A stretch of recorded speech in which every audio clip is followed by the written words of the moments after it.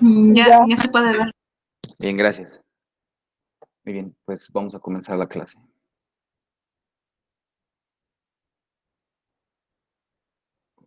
Bien. Muy bien, bueno, vamos a ver las dermatofitosis. Ya lo vimos y nos toca ahora dermatofitosis, ¿sí? Hablar sobre todo de las infecciones superficiales que comúnmente se pueden desarrollar en una gran población es precisamente este tipo de hongos. Las dermatofitosis son muy prevalentes, sobre todo en poblaciones infantiles, poblaciones jóvenes, porque se dedican, entre comillas, vamos a llamarlo, a realizar un mayor ejercicio físico y eso, bueno, les permite estar teniendo un factor de riesgo que es la humedad. Y la tercera población también altamente vista y prevalente son las poblaciones de la sexta década de la vida en adelante. Y esto, sobre todo por factores inmunosuprimidos, o más bien que disminuyen la efectividad de el sistema inmunológico.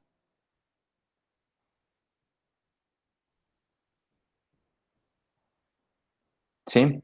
Entonces, bueno, esto se puede observar en una gran cantidad de poblaciones, pero repito, estas tres, las edades infantiles, las edades entre la adolescente y adulto joven, no es tan frecuente en los adultos medianos y mayores, menores de 60 años, y sí edades seniles.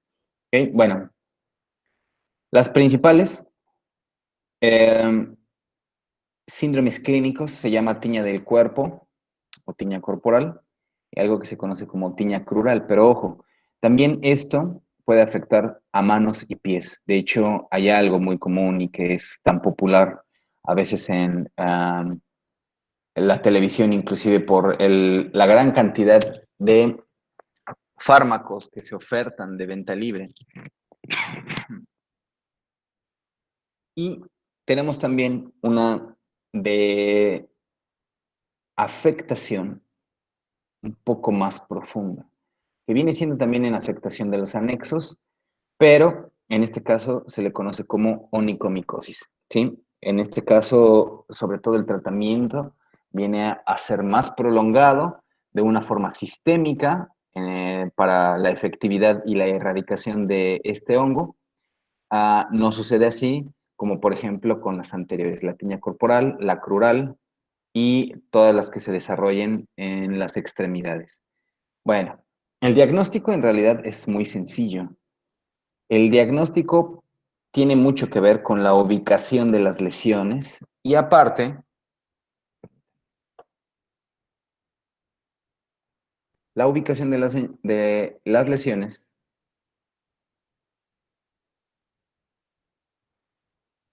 y existen unos preparados que usualmente los dermatólogos los tienen muy a la mano y la gran mayoría de esos preparados se hacen raspando la lesión. La característica de la lesión dermatológica provocada por un hongo es la escama, ¿sí? Entonces, si ustedes, ojo, no todas las escamas son hongos, pero sí todas las escamas tendrían que llevar un diagnóstico diferencial con relación a una patogenicidad provocada por algún hongo. Eso tiene que quedar claro. Así como tenemos lesiones particulares o más prevalentes en ciertas enfermedades, la escama tiene que ser altamente sospechada para descartar enfermedades principalmente de este tipo. Bien, y por eso les decía, entre el diagnóstico y sobre todo quienes tienen este tipo de preparados, hacen un raspado de la lesión, ese tipo de escamas las llevan hacia un frotis y ese frotis se observa bajo el microscopio previamente preparado con la solución que se conoce como solución de hidróxido de potasio. Bien, hidróxido de potasio al 10%. También puede existir otro tipo de diagnóstico y esto se basa sobre todo en los cultivos que se hagan. Recuerden que cultivar hongos es sumamente difícil, entonces no todos van a resultar positivos. Y también recordar que los cultivos tienden a ser muchísimo más inexactos y más largos para la espera del resultado. Entonces, lo que casi siempre se hace es llevar el diagnóstico a través de la clínica y un preparado de hidróxido de potasio, que ahorita veremos qué hace este preparado. Bien, si se realiza también una biopsia, sobre todo cuando sí puede existir mucha duda en el diagnóstico, se hacen cortes histológicos con una preparación que se denomina con ácido periódico de Schiff. Schiff es S-C-H-I-F y creo que son doble F. Schiff, ¿ok? Y eso también nos podría otorgar un diagnóstico muy franco para la determinación de este patógeno. El tratamiento es muy sencillo. Como son lesiones superficiales, basta con agregar un antimicótico que pueda tener también una alta actividad de eliminación. Ojo, y aquí hay que aclarar algo antes de entrar como en las particularidades de cada una. El tratamiento es muy sencillo, ¿sí? De verdad, sumamente sencillo. Muchas de las personas inclusive, y repito, por la venta libre de los fármacos, pueden llegar a tener o adquirir el medicamento, se lo comienzan a administrar. Sin embargo, cuando no tienen la asesoría de un médico y sobre todo que los pueda orientar para precisamente cómo utilizarlos, pues lo primero que hacen es comienzan a colocarlo, a colocarlo, a colocarlo y en el momento en el que ya no hay evidencia de lesiones, es cuando suspenden el tratamiento. No debe ser así.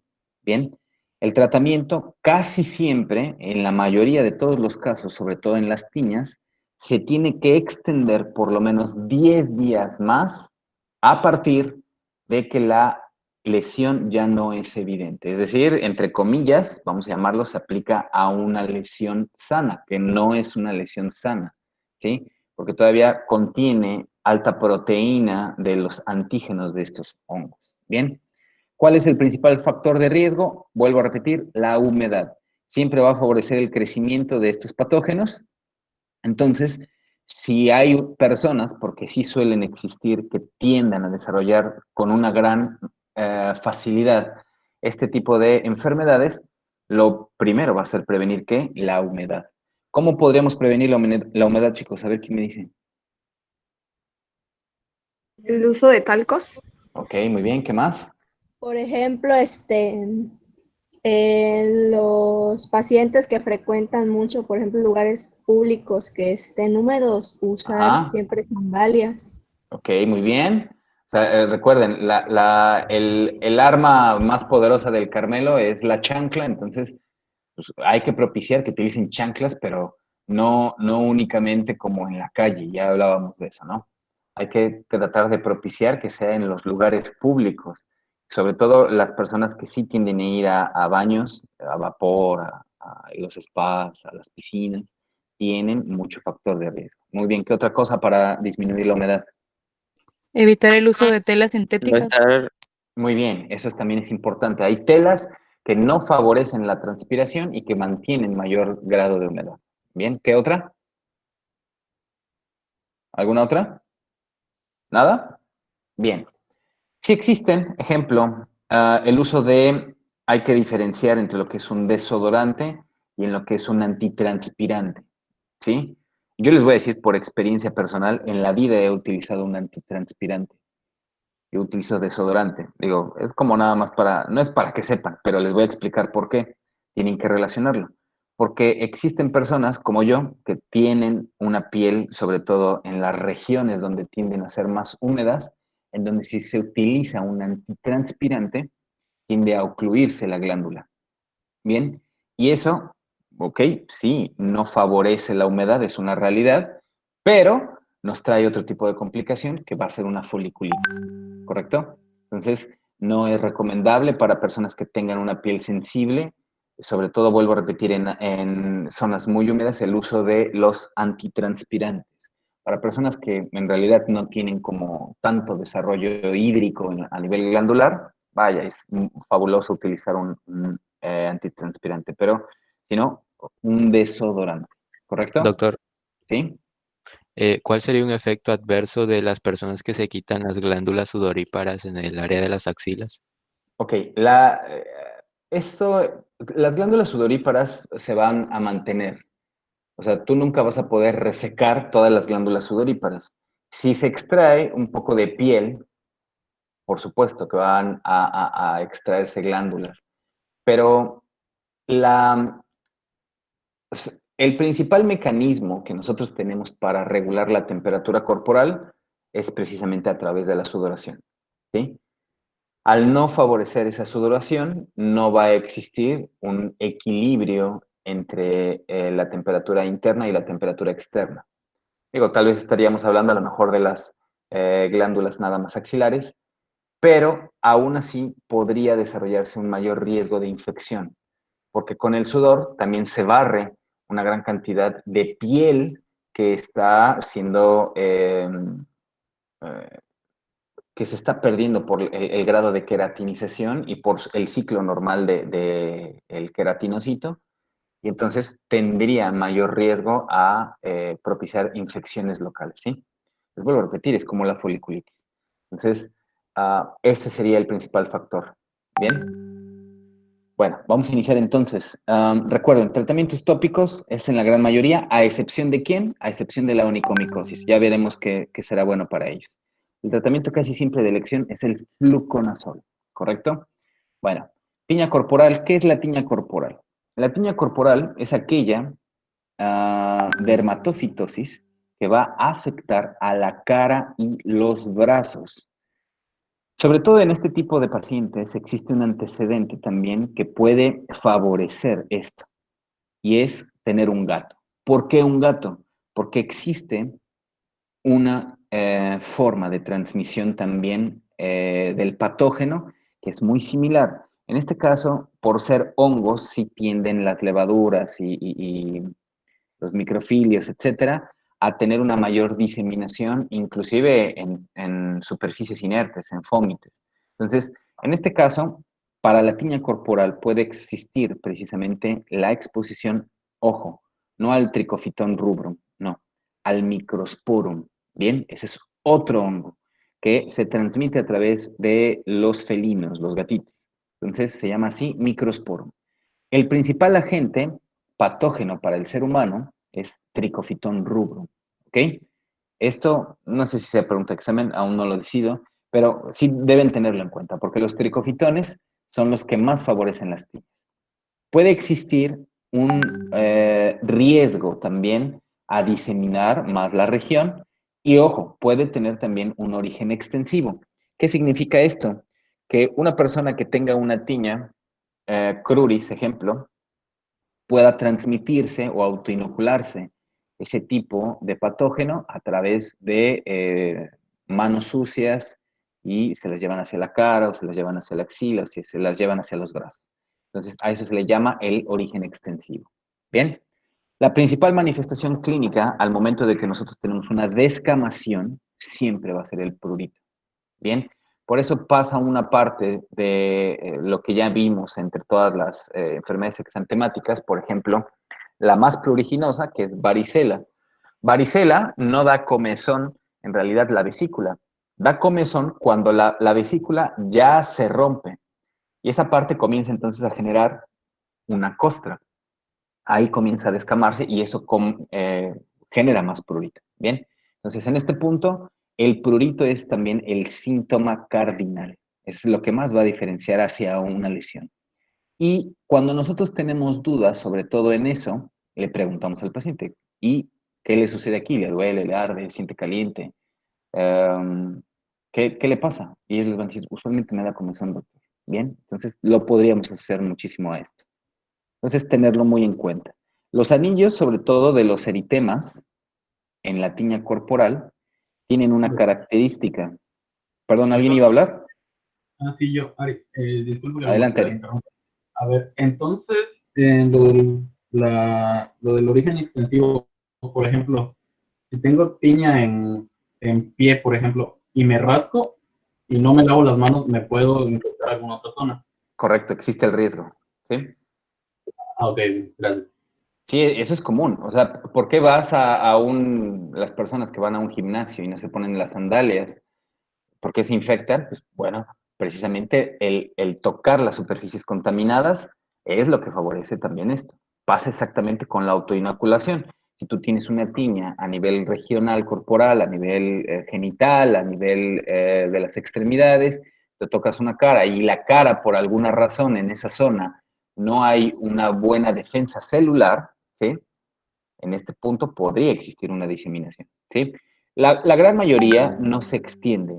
¿Por qué? Porque también es altamente efectivo el sistema de descamación que tiene la piel.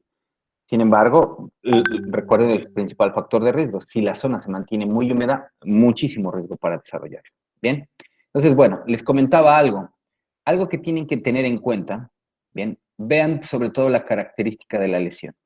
Se llama anillos de eritema, es decir, casi siempre son lesiones con una formación circular.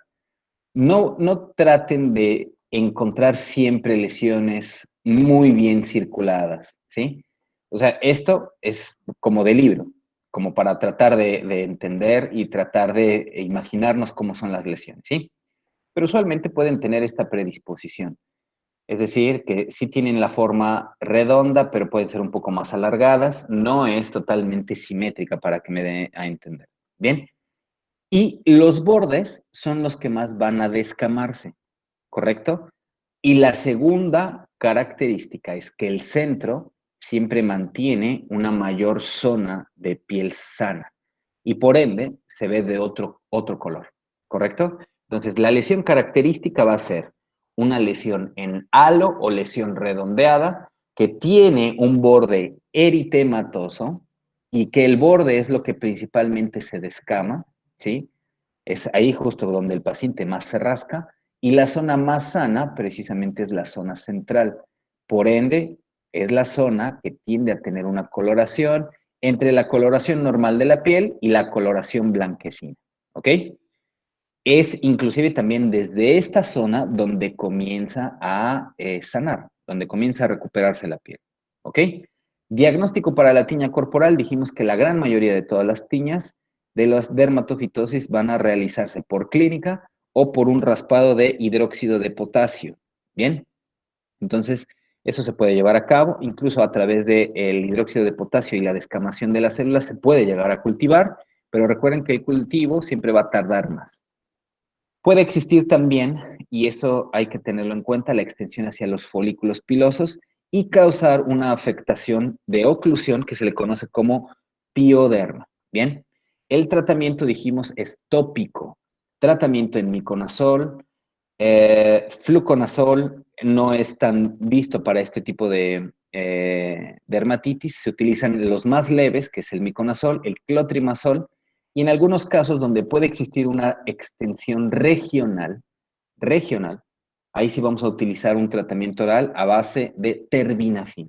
La terbinafina está totalmente prohibido para utilizarse en dermatofitosis locales. Si alguien, por ejemplo, dice, pues tengo una dermatofitosis a nivel del pie, una tiñapedia, no me voy a tomar todo un régimen terapéutico de terbinafina. ¿Por qué? Porque principalmente tienen un alto metabolismo hepático, ¿sí? Sucede igual con ketoconazol oral. Ese tipo de medicamentos, inclusive altamente recomendado por la literatura, se tienen que vigilar los niveles de pruebas de funcionamiento hepático, ¿correcto? ¿Sí? Yo tenía un amigo que en algún momento me preguntó y hasta me mandó, recuerdo muy bien la imagen de su dedo, ¿no? Con la onicomicosis. Decía, oye, pero nada más lo tengo en el primer dedo. ¿Qué me pongo? Y le digo, mira, yo te voy a ser muy sincero. Puedes intentar básicamente como con todo lo que te dicen en la televisión de, raspa la uña y utiliza el ungüento y vas a tener casi mejoría al tercer día, ¿no? Hay unos que hasta se venden así.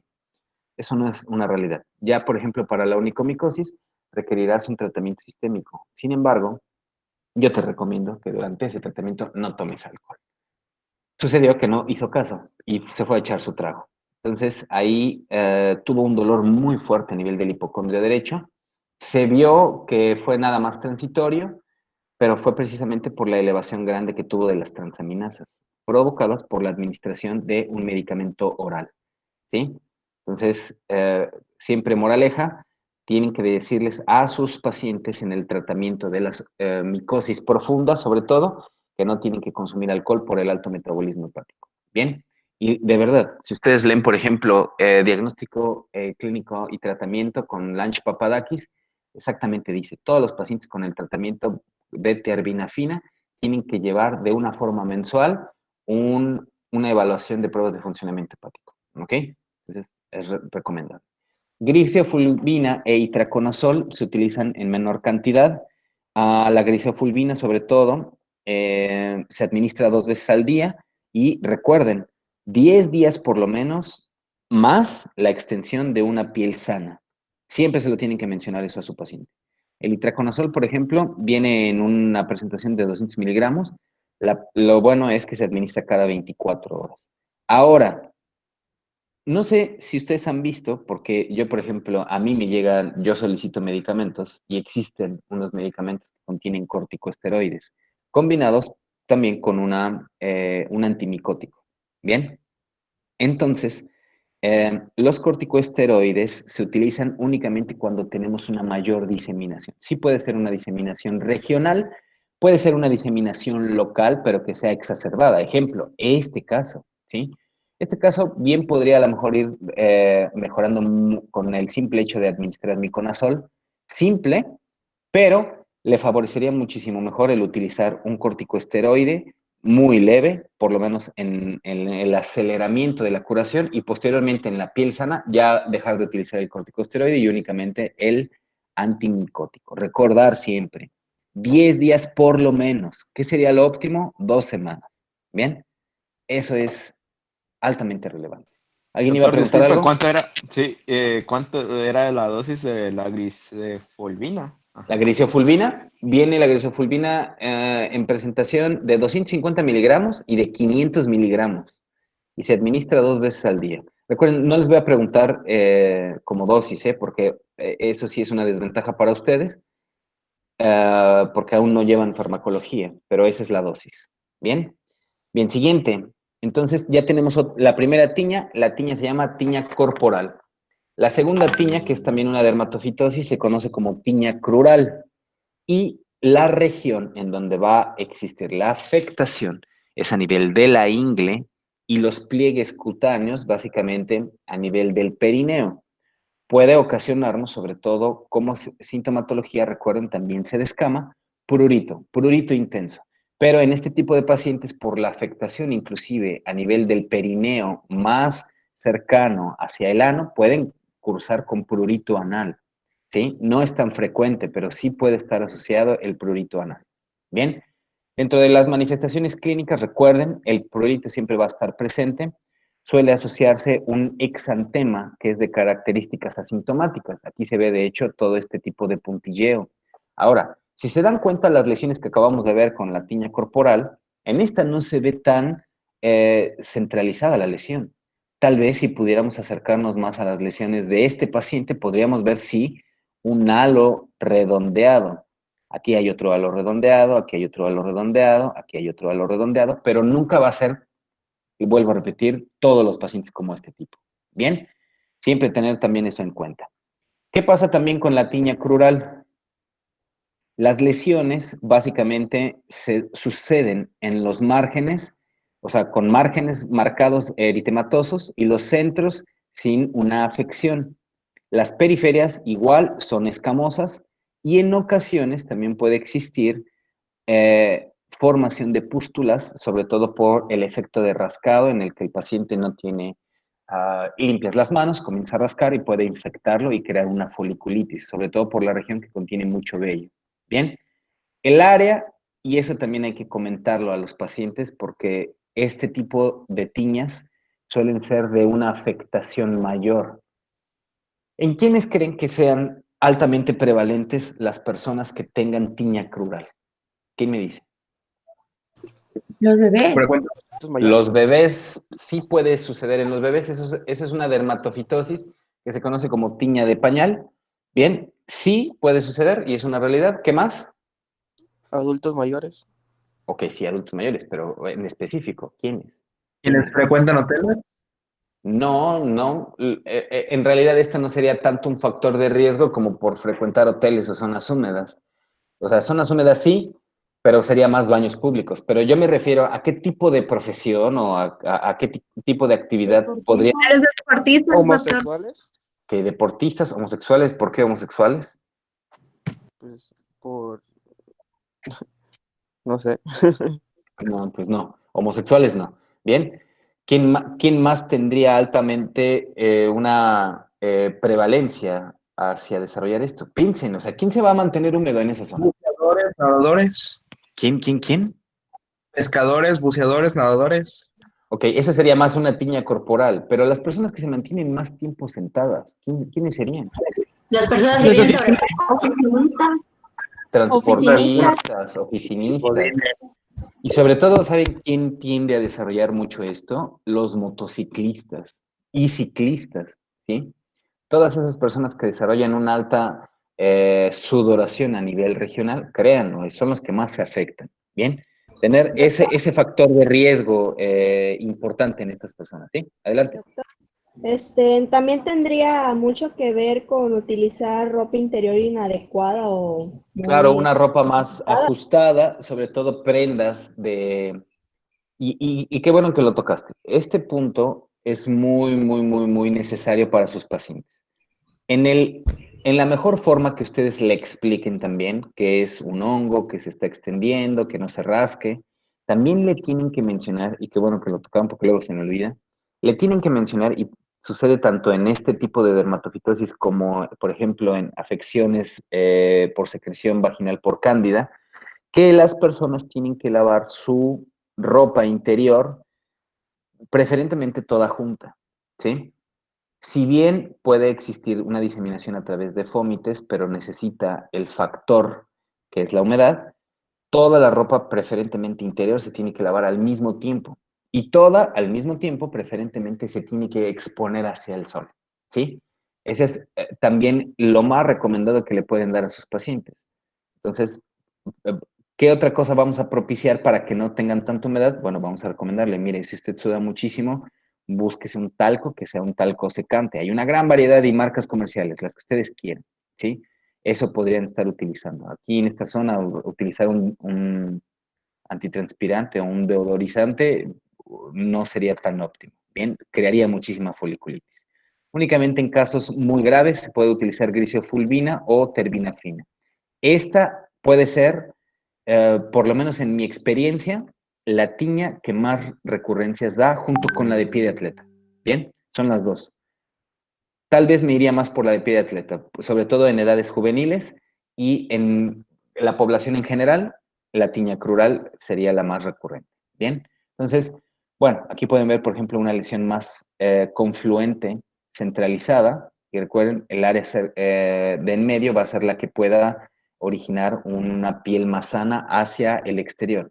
Otra cosa importante, la tiña crural, al momento de que sana, es la que tiende a dejar mayor cantidad de hiperpigmentación en piel sana y es producido precisamente por las lesiones que se haya provocado el paciente. ¿Ok? Bien, vámonos a la Doctor, siguiente. una pregunta. ¿Sí? En caso de que llegue a los genitales, ¿qué daño podría causar? Igual, una lesión por rascado. ¿Sí? Hay pacientes, yo he visto y he tenido pacientes que se rascan muchísimo a nivel de toda la región escrotal y todo el cuerpo del pene y pueden llegar a tener microlaceraciones que pueden propiciar infecciones locales. ¿Sí? Entonces hay que decírselo a los pacientes, no se rasquen. De hecho, créanlo, los pacientes que tienen una tiña, al momento de que se comienzan a aplicar el antimicótico, de verdad, o sea, casi van a llegar al día siguiente y les van a decir, mire, le traje, no sé, una despensa, doctor, aparte de todo lo que eh, pudo usted cobrarme, no sé, dígame qué le doy, porque básicamente se siente la mejoría, de acuerdo a lo referido de ellos, inmediata, ¿eh? Por eso les digo, tienen que llevar una orientación adecuada. La mayoría de los pacientes comienzan a disminuir las lesiones por lo menos en 2, máximo 3 días. El tratamiento implicará, recuérdenlo, por lo menos 10 días a 14 días preferentemente desde el momento en el que ya no hay evidencia de la lesión. ¿Bien? Bien. Tiña de Profesor, manos. yo ¿Sí? tengo una duda en eso. ¿Es con todos los medicamentos que va a ser de 10 días después? con todos. Sobre todo los tópicos, ¿bien? Ah, ok. Sí, Sí, los tópicos. La administración tópica sí tiene que llevar por lo menos los 10 días desde que ya la piel está relativamente sana. ¿Sí? Que recordar, y por eso es importante decirle a sus pacientes, va a ver usted que dentro del transcurso de 5 días, pues su piel va a mejorar. Por favor, es muy importante que en el momento en el que usted ya no tenga lesiones y que su piel haya regresado lo más natural posible, por favor, va usted a administrarlo, dénselo 14 días más. O sea, lo mínimo son 10 días, pero si ustedes le dicen 10 días, se lo va a administrar 7, ¿sí? Porque créanlo, nuestros pacientes y muchas veces nosotros mismos somos necios, entonces ellos que a lo mejor ya estoy bien, ¿para qué me lo voy a administrar 10 veces? No, 10 días. Por favor, siempre tenerlo en cuenta, ¿ok? Siguiente, tiña de manos y pies. ¿Qué pasa con ello? Se le conoce como en el aspecto de afectación hacia el pie de atleta. Este tipo de padecimiento puede deberse a una agudización porque el paciente lo tenga como una lesión primaria o de una forma muy recurrente, que créanlo, es sumamente recurrente y esto es más, les digo, en edades infantiles que tienden a generar mucha humedad, sobre todo por el tipo de calzado que utilizan. Bien, se habla muchísimo que también existe susceptibilidad de los individuos, sobre todo en la piel, que es más fácil de colonizar por los hongos. Y el principal también hongo es el tricofitón, ¿correcto? Pueden crear algo que se llama maceración. ¿Qué es la maceración, chicos?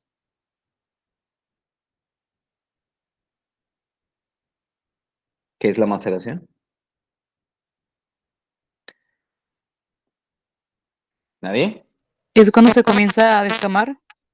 Sí, cuando se comienza a descamar, eso es una realidad, pero, o sea, tiene una característica en la coloración. ¿Qué hay? Se vuelve blanquecina. ¿Ok? Es sobre todo un parche blanquecino, ¿bien? Entonces se comienza a ver la descamación y un parche, aparte de la lesión descamativa, un parche ahí blanco. Esa es la maceración. Manifestaciones clínicas, dijimos otra vez, el prurito. Sin embargo, aquí muchos de ellos refieren, por el momento de estar rascándose, muchísimo ardor.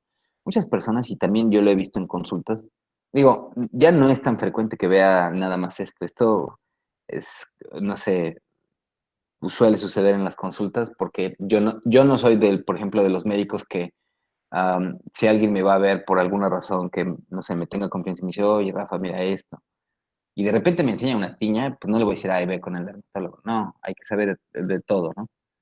Ya no es tan frecuente verlas, es una realidad más cuando se practicaba la medicina general, pero aquí la mayoría de los pacientes llegaba con mucho ardor por también las lesiones de rascado. El dolor, y también puede venir por ellos, está indicado, o más bien, se describe en la literatura porque se causa una celulitis, una inflamación. Entonces, eso también puede suceder en sus pacientes. Pueden llegar inclusive con una gran dificultad para deambular. En las personas que Doctor, se rascan y se rascan y se rascan, se crean una lesión que les es difícil caminar. Adelante. es más, ¿verdad que es más frecuente que la tiña de los pies salga más como entre los dedos? Porque ahí es más el cúmulo de, pues, de humedad Es correcto. Sobre ¿sí? todo interdigital, siempre van a encontrar mayor tipo de lesiones, como la fotografía de aquí abajo. Bien, muchísimo más que a nivel plantar, pero ojo, es básicamente toda la región. ¿Ok? De ahí, ¿qué más les iba a decir? Ok, básicamente la afectación es más a nivel de la planta, el talón, los interdigitales, se crea el proceso de descamación, engrosamiento y agrietamiento. Pacientes que ya tienen mucho tiempo con la lesión pueden verse ese tipo de grietas y ahí también pueden tener dolor. La maceración, sobre todo en los sitios donde existe mayor humedad, y puede tener una distribución que en los libros le llaman la distribución del mocasín, ¿bien? Que básicamente es el zapatito este, bueno, así básicamente es la predisposición. ¿Cómo se hace un diagnóstico? Esto es precisamente un proceso de maceración, ¿ok? Gran humedad, gran destrucción, se ve un parche blanquecino, acá está, y todo el proceso, miren, esto es típico de la maceración, ¿correcto? No me acordaba que tenía una imagen. Bien, entonces pueden existir también vesículas agrupadas, sobre todo que en esta zona se hace... Perdón, espere. Lesiones, no hay que hacer tantos diagnósticos diferenciales. Que exista otra lesión que genere la misma situación, no hay. Bien, básicamente es un hongo. Puede existir otro tipo de lesión, pero no con estas características. Por ejemplo, con un pie diabético. Ahí más viene la zona de necrosis. No es nada parecido a este tipo de pies. ¿Okay? Bien, existe también una exfoliación a nivel de la piel. Puede tener una confluencia hacia las uñas. De las uñas con la afectación más común por tiñapedia, no onicomicosis, es el primer dedo. Bien, es decir, puede una persona tener onicomicosis sin tener tiñapedia, ¿sí? Pero cuando hay tiñapedia y hay onicomicosis, el primer dedo es el mayor afectado. Bien, el diagnóstico viene siendo lo mismo a través de un raspado y se va hacia una tinción que es con hidróxido de potasio y eso se visualiza y ahí se pueden ver las lesiones. Bien, entonces es básicamente prevención es lo mejor. Vamos a pedirles que utilicen sandalias. ¿Qué le recomendarían, sobre todo a los adolescentes, que por calzado, y es la mayor afectación, vaya para disminuir este tipo de riesgo? ¿Talco para pies? Talco para pies, muy bien, esa es una. Yo me acuerdo de algo que me decían mucho mis papás, ¿eh? Casi siempre. ¿Secarse los pies antes de ponerse los zapatos o usar calcetines? Es correcto. Bueno, esa no es la que me decían mis papás. La que me decían mis papás, siempre cuando yo llegaba de la escuela, lo primero que me decían, cámbiate los zapatos. ¿Por qué? Porque vienen muy húmedos. Entonces, y sobre todo en época cuando tenías que llevar pants y eso, y sudabas muchísimo también de las extremidades inferiores, es más cuando me decían mis papás, cámbiate los tenis, porque si no te vas a hacer hongos, que no sé qué. Ok, y me funcionó, pero por supuesto. Pero justo lo que acaban de decir es lo más relevante. ¿Qué recomendaciones? Por favor, si tú sientes que tu calzado te está generando mucha humedad, por favor utiliza un talco. Lo mismo que se mencionaba con la ropa interior. Trata de no utilizar calcetas o calcetines o tines de un material muy sintético. Trata de que sean de algodón. Y sobre todo también lávalos de una forma frecuente y expónlos hacia el sol. Bien, la exposición al sol, por lo menos que estén 2 horas, pero de verdad al sol, va a ayudar muchísimo a disminuir esto. Secarse, y eso casi nadie lo hace, secarse bien los pies. Yo veía muchos de mis compañeros cuando llegábamos a tener como alguna actividad deportiva y que teníamos a lo mejor que bañarnos o algo, y por la apresuración, así como iban, directito hacia el zapato. Y era tal vez como de los... les voy a contar una anécdota. No sé si las conté en el año pasado, pero un gran amigo mío, muy gran amigo mío, de años, o sea, desde la primaria y nos seguimos frecuentando. Un día llegamos a su casa y de repente empezamos a detectar como un olor, porque nosotros llegábamos de afuera, ¿no? Llegamos como 3 amigos ahí. Y de repente nos llevamos muy bien con su mamá y le dijimos, Mari, oiga, como que aquí huele muy feo, ¿no? Y me dice, sí, ¿verdad? Dice, fíjate, y nos decía a nosotros, ¿no? Fíjense que estamos... No estaba su hijo, no estaba este amigo mío. Fíjense que desde hace unos días he notado un olor muy desagradable de el cuarto de Jaime. Entonces, no sé qué sea, porque yo no suelo entrar a su cuarto. Pero ya que están ustedes aquí, pues echen un ojito, ¿no? De repente empezamos a ver y llegamos a ella a la conclusión de que eran unos tenis, ¿sí? O sea, llegamos y de verdad, digo, tal vez porque somos adolescentes y no medimos el riesgo, pero le dimos ahí el olfato mareador y de verdad fue, o sea, espeluznante el olor. Su mamá lo que hizo, porque para él eran como unos tenis de los que eran unos Jordan, no me acuerdo qué año eran, pero eran los que más utilizaba y obvio decía, o sea, si se los tiro, dice, me dan muchas ganas de tirárselo, pero si me los tiro, si se los tiro creo que se va a armar aquí algo feo. Entonces lo que hizo se los echó en una, en una cubeta con cloro. Los despintó, eso es una realidad, los despintó. Pero bueno, creo que el objetivo fue eliminar el olor y se eliminó. Como un año después, año y medio tal vez, una de sus novias le regaló, bueno, no sabíamos hasta después, pero empezamos nuevamente a percibir un olor desagradable del cuarto. Y otra vez le dijimos, Mari, creo que huele feo, creo que otra vez son los tenis de Jaime. Y dijo, sí, vayan a echarle un ojo, ¿no? Porque todavía no llegaba. O sea, típicamente, ¿no? Porque si hablan a grosería, son de Córdoba ellos. Porque este cabrón, no sé qué tenga ahí. Entonces empezamos a oler y dijimos, vámonos directo a los zapatos, ¿no? Cuando llegamos, en realidad no eran los zapatos. Tenía su novia, en ese momento que era su novia, le regaló unos quesos de Chiapas. Y los quesos, guácala, o sea, estaban, ya tenían hongos, ya tenían gusanos, los tenían en una hielera. Y lo que sucedió es que se los regaló, los puso abajo de la cama y se le olvidó avisarle a su mamá, olvidó meterlos al refri. Y él se fue a un viaje porque le encantaba irse a ver los partidos de Chivas. Son sumamente fanáticos ellos. El chiste es que apestó y obvio era un peor hedor. Entonces, moraleja, siempre piensen por lo menos en los tenis y en los zapatos cuando tengan un olor tan desagradable. Bien, no todo es los zapatos, pero bueno, se pueden encontrar quesos ahí Sí. podridos. ¿Ok? Doctor, Bueno, sí. por ejemplo, hay quien recomienda usar mucho calzado de cuero en vez de sintético. ¿Qué tan cierto Sí, por es supuesto, porque este el dato? calzado de cuero no tiende a generar tanta humedad. Los materiales como un tenis que es sintético, ahí almacena muchísimo y sobre todo si no tienen como de estos hoyitos aerodinámicos, mucho peor. Pero sí es una realidad. El zapato de piel, el zapato de cuero auténtico son los que menos tienden a humedecerse. Eso es una realidad. Bien, cambiar los calcetines también es algo bueno.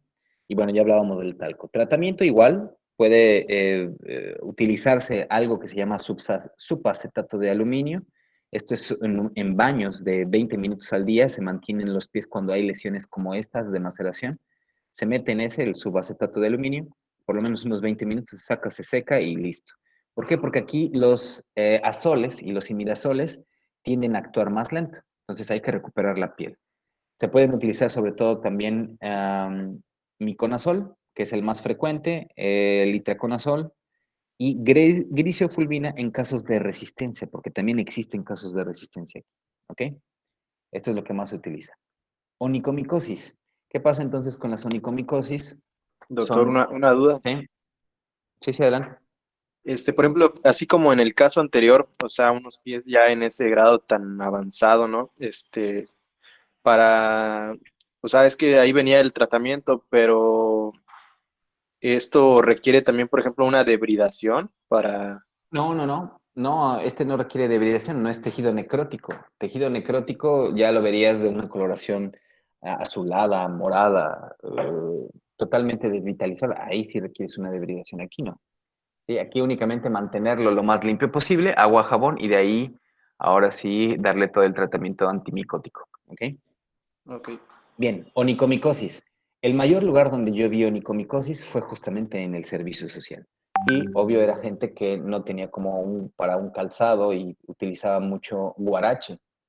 Y aparte se mantenía todo el tiempo con el guarache, lloviera, se iban al campo y utilizaban el guarache. Entonces, muchos pacientes que tuve ahí fueron precisamente de onicomicosis. O sea, no fue lo único, ¿no? Pero inclusive al ir a una consulta, ejemplo, de crónico degenerativo, llegaban con los guaraches y yo los atendía y les trataba de dar igual los mismos consejos, ¿no? Y ahora, mire, usted lo que tiene, no sé si ya se ha dado cuenta, pero esa uña está totalmente gruesa y ya hay un hongo. Y muchos dicen, sí, doctor, pero pues, ¿qué le hacemos? Pues sí, ¿qué le hacemos, no? Hay que eliminar el factor riesgo y era más difícil en ellos. Entonces, esto es una onicomicosis, recuérdenlo, aquí no sirve, ejemplo, si se colocan encima de la uña el miconazol o el itraconazol o el voriconazol, no sirve. ¿Sí? Aquí hay que tomar un tratamiento oral y eso es o con terbinafina o con griseofulvina. Por lo menos el tratamiento de la terbinafina implica 60 días. ¿Sí? O sea, sumamente lento, porque para que llegue el medicamento a los capilares del dedo es sumamente tardado. Bien, por eso Doctor, la mayoría de los pacientes comienzan a tener una elevación significativa de las pruebas de funcionamiento hepático. ¿Sí? ¿Alguien iba a preguntar algo? ¿Y ahí no recomienda quitársela? O sea, quitarse la uña. Denme un minutito. Disculpen, me están hablando, pero vamos a ver los beneficios de quitarla o no.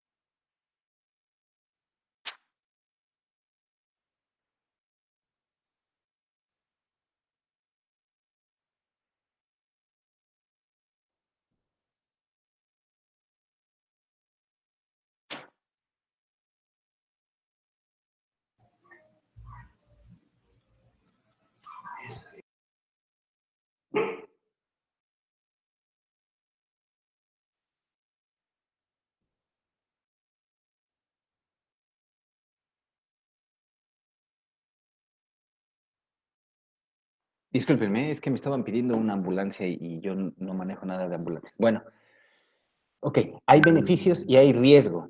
Ejemplo, el quitar esta uña, o sea, quien ha hecho, yo una vez, y así fue aquí en el consultorio, me dijo un ingeniero, no, quítamela ya, porque ya no la aguanto. Y le dije, pero no, es más traumático. Por favor, de verdad, por lo que más quieras, ayúdame a quitarla. Yo le dije, mire, va a tener una buena recuperación, pero va a ser muy tardada para que crezca la uña. Inclusive existe riesgo de que pueda crecer nuevamente si no se le da el tratamiento adecuado. Y el chiste es que para él sí le benefició, se mejoró muchísimo, pero existe alto riesgo, número uno, de dolor, porque la aplicación de la anestesia tiene que ser a nivel local, ¿sí? Y se tiene que realizar una buena excisión de la uña. Entonces, fue la primera que hice en mi vida y se los juro. O sea, en el servicio social yo nunca hice exéresis de uña. Aquí fue la primera. Pero dije, vamos a ver qué tal sale. Y salió bien, ¿no? Pero no la volvería a hacer. Aquí porque tal vez el hecho de, ok, vamos a ver qué tal, pero nunca la haría. Ah, los tratamientos aquí, sobre todo en la imagen de la derecha, sí pueden ser beneficiados, ¿sí? Porque ya tienen una deformidad, un engrosamiento, y no va a haber una recuperación a menos de que tomen terbinafina por lo menos más de 6 meses, donde todo el crecimiento de la uña sea totalmente nuevo. Ejemplo, aquí no hay que quitarla, aquí podría beneficiarse, ¿sí? Todo depende de la lesión y de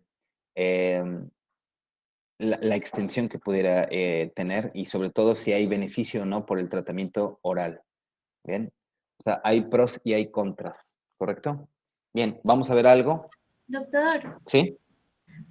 entonces, ¿la onicomicosis causa alguna molestia?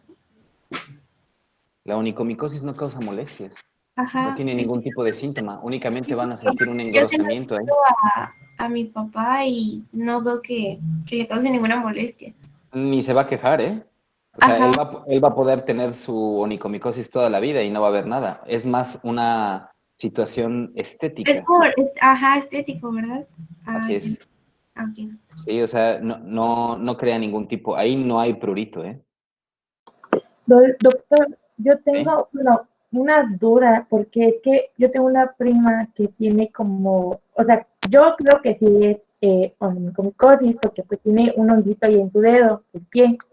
Sí. Entonces ella estuvo, o sea, primero haciendo como, compró todo eso que mandan en la tele y que pues no sé qué es como una crema, no sé la verdad, y pues nunca se le quitó. Sí. Entonces yo me acuerdo que cuando vimos la clase el año pasado, yo le dije, bueno, es que a mí el doctor en la clase nos dijo que pues era oral y no tópico y a lo mejor por eso no se está curando. Un caso que después volvió a consultar, me imagino, y ya le dieron un tratamiento oral, pero yo veo que ella a veces también le dieron uno tópico, una crema. Entonces se toma su medicamento y se pone la crema. pero como usted está diciendo que solo es oral, ¿o por qué le dieron la crema? Porque yo estoy segura Sí, que... ahora, ejemplo, para los beneficios que sí se ven con un tratamiento es cuando ya se hizo la exéresis o cuando la uña es sumamente delgada. Hay muchos pacientes que se están lime y lime y lime y lime la uña. Ejemplo, en este caso podría verse un beneficio. El paciente se lima la uña, se lima la uña, se queda muy delgada, se queda básicamente con la cutícula y ahí a lo mejor la administración de un tópico podría beneficiarle o podría ayudarle a que progrese más rápido el efecto de sanación, ¿sí? Pero no en todos los casos. O sea, ahí inclusive va a haber riesgo todavía porque la extensión puede llegar justo hasta el centro, ¿sí? Entonces, preferentemente utilizar la terbinafina. No hay ningún beneficio quitando la uña, por ejemplo, para este tipo de pacientes. A un amigo le encantaba quitar las uñas. Siempre me decía, ¿no quieres venir? Y yo, no, voy a querer ver cómo quitas uñas. No. Y éramos del pasantes de servicio social. Bueno, siguiente, tiña Profesor, versicolor. Sí, adelante, adelante. Profesor, tengo igual una duda. Es que, bueno, no sé qué complicaciones podría haber porque mi hermano, pues le pasó algo así similar y se puede decir que es un niño y entonces estuvo jugando y había lluvia, era un campo, con todos los zapatos mojados y se le infectó y yo digo que es una onicomicosis. El problema es que pues ya ha pasado más de 6 meses, yo creo, y no se le cura y ya estuvieron yendo pues que le dieran tratamiento y todo, y hasta le llegaron a quitar la uña en 2 ocasiones, creo, y Sí, nomás no sana. Entonces ya no sé, sí puede haber y no se le ve cronicidad. así algo grande. Puede haber cronicidad, pero seguramente nunca le han dado un tratamiento oral de largo alcance. Es decir, digo, no sé qué edad tenga, pero créanlo, o sea, es sumamente difícil estar con el tratamiento de oral por un tiempo prolongado. Mínimo son 2 meses. Y existe un alto riesgo de desarrollar una hepatitis medicamentosa, ¿eh? Entonces, habría que ver qué tipo de caso es para ver si se beneficia o no. No le va a suceder nada más, no va a haber una extensión, pero sí estéticamente puede que sea totalmente diferente, ¿eh? O sea, Es que habría que individualizar su caso. ajá, porque él me dice que pues a él sí le provoca molestia, o sea, No, sí es más le llega. probable, mira, te voy a decir más, qué más frecuente podría ser. Él podría tener también asociada una tiña a pedia y una onicomicosis. Entonces, ¿por qué? Porque esto no te va a dar ningún síntoma, ¿eh? Nada. O sea, no te va a dar comezón sobre la uña, no te va a dar dolor alrededor de la uña. No, a menos de que te hagas algo. Es decir, si estás picándole ahí a la uña para tratar de quitarla tú mismo, por supuesto vas a tener este tipo de dolor, ¿no? Pero no, no te da ningún síntoma, eso hay que explicarlo muy bien. Por eso habría que individualizarlo y ver qué tipo de malestar tiene o cómo se le puede ayudar ahí en ese aspecto. ¿Bien? Bien, Gracias. ¿alguien más Pro- iba a decir alguna otra cosa? sí, el Sí. tratamiento es para cualquier persona, o sea, de cualquier edad, no importa. Muy buena pregunta, sí, porque si es un niño, yo nunca le daría terbinafina. ¿Bien? La terbinafina, preferentemente hay que utilizarla en edades en mayores de 15 años, que el riesgo de una hepatitis es menor, ¿sí? El otro factor de riesgo, recuérdenlo, no tienen que tomar alcohol, pero preferentemente no, o sea, no les causa tanto daño a edades más grandes, ¿sí? Ahí sí existe un buen beneficio, pero en los niños no, ahí sí pueden tener un riesgo mucho más grande de desarrollar hepatitis. ¿Correcto? Ahí lo siento, tal vez tratarlo a través de un- con un podólogo en que se le haga una buena exéresis y después el tratamiento tópico. Vaya, es lo que yo haría, ¿eh? O sea, créanlo, no viene especificado que para una onicomicosis, perdón, para un niño se le tenga que dar terbinafina. Eso está prohibido para eso. ¿Bien? Oye, pero a las Bien. personas adultas no hay ningún efecto que les pueda pasar. Sí, claro, o sea, todo el efecto, créeme, una persona por el simple hecho de tener administración por terbinafina puede tener una hepatitis, ¿sí? El principal factor de riesgo o el principal efecto adverso es el dolor de cabeza con la terbinafina.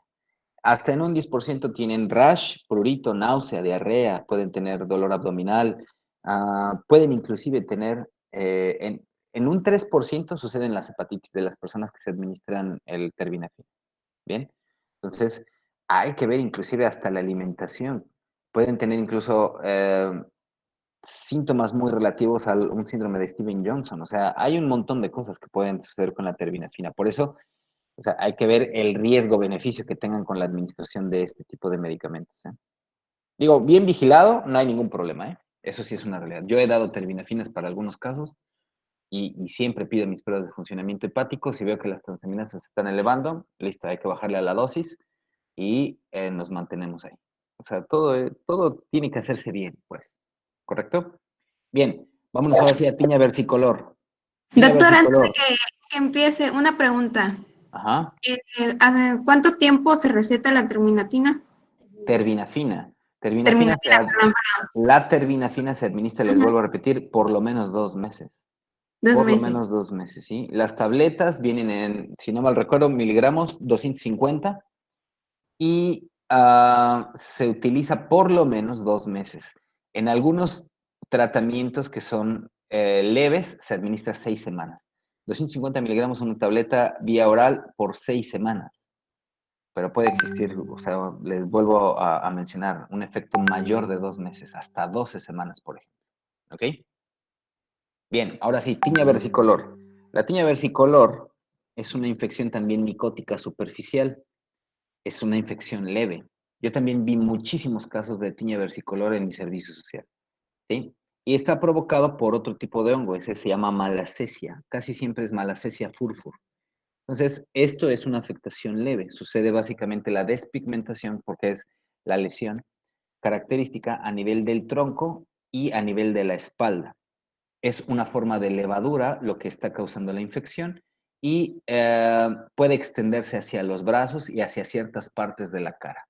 Es altamente típico y créanlo, tal vez ustedes hasta también los han visto, pero niños muy pequeñitos, niños sobre todo menores de 4 años, que tengan unas manchillas ahí en la cara y que si ustedes son como muy cuidadosos en la exploración física, pueden tener extensión en el cuello o en el tronco. Y muchas veces ese es un motivo para que los lleven los padres a la consulta. Oiga, mire, es que le están saliendo unas manchas blancas. Muy bien, esas manchas blancas es un hongo y se llama malacesia y se llama tiña versicolor. Hay una tiña o pitiriasis rosada, esa es totalmente diferente, pero esta se llama tiña versicolor. Entonces, aquí las áreas afectadas básicamente no tocan la luz y en algunas ocasiones se puede confundir con qué enfermedad las podrían confundir ustedes. Díganme. Con vitiligo. Perfecto, vitíligo, bien. Esa es la afectación. Permíteme.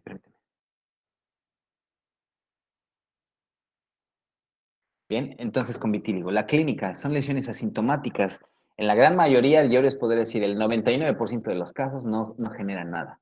Pero un caso muy aislado podría tener, por el simple hecho de la descamación, e incluso una misma persona podría generarse ese tipo de prurito por las lesiones de rascado. Bien, ocasionalmente es muy raro el prurito. Les digo, yo por lo menos de todos los casos que he visto, un solo caso ha estado asociado con prurito. Bien, máculas aterciopeladas porque tienen esa formación y las lesiones casi siempre son confluentes, es fácil obtener una área descamativa. El diagnóstico también se realiza con hidróxido de potasio, ahí lo que se puede observar son las hifas y existe también evidencia de esporas en gemación. Cuando se da el tratamiento o la aplicación del hidróxido de potasio, sucede algo que se llama esporas en gemación en forma de espagueti y albóndigas. Así está determinada en la literatura médica. Esporas en gemación en espagueti y albóndigas. Podría hacer alguna preguntilla por ahí. ¿Ok? Tratamiento.